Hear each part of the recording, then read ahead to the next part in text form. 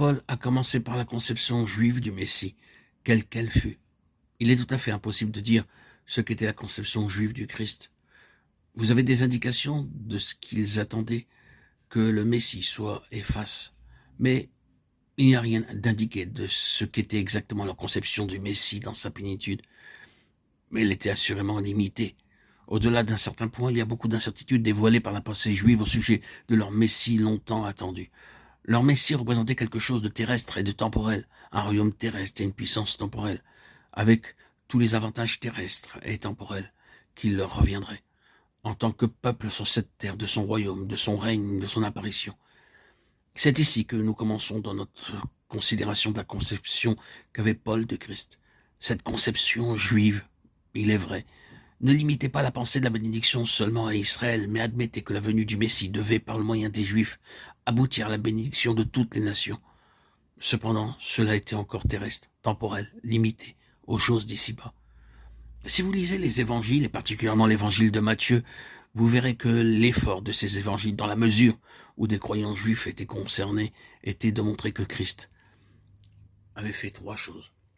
Premièrement, comme il avait corrigé leurs idées au sujet du Messie. Deuxièmement, comment il avait accompli les espoirs les plus élevés qu'ils pouvaient avoir eu au sujet du Messie.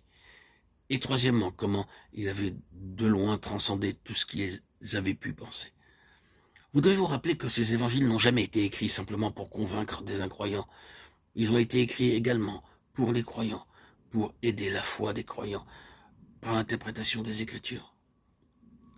L'évangile de Matthieu a été écrit en un temps de transition afin d'interpréter et de confirmer la foi en Christ, en montrant ce qu'il était vraiment, ce pourquoi il est vraiment venu, et de cette manière corriger et ajuster leur conception du Messie.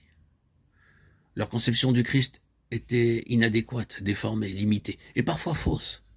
Ces témoignages ont été donnés pour les mettre au clair, pour montrer que le Christ avait accompli les plus hauts, les meilleurs et les plus véritables espoirs et espérances concernant le Messie, et les avait tous infiniment transcendés.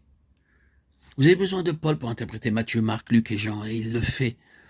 Il met le Christ en vue comme celui dans lequel chaque espoir était réalisé, chaque possibilité est atteinte. Attendait-il un royaume terrestre, l'affranchissement et la bénédiction en relation avec cela? Christ avait fait quelque chose d'infiniment meilleur que cela. Il avait œuvré en leur faveur pour une rédemption cosmique. Pas seulement l'affranchissement de la puissance de Rome ou de n'importe quelle autre puissance temporelle, mais l'affranchissement de la puissance entière du mal dans l'univers. Il nous a délivrés de la puissance des ténèbres et nous a transportés dans le royaume de son Fils bien-aimé. Colossiens 1,13. Matthieu avait particulièrement souligné la question du royaume, mais l'idée juive du royaume avec laquelle il a été confronté était tellement limitée, terrestre et étroite. Avec une nouvelle emphase, Paul, par l'Esprit, met en vue la nature et l'immensité du royaume, du Fils, de l'amour de Dieu.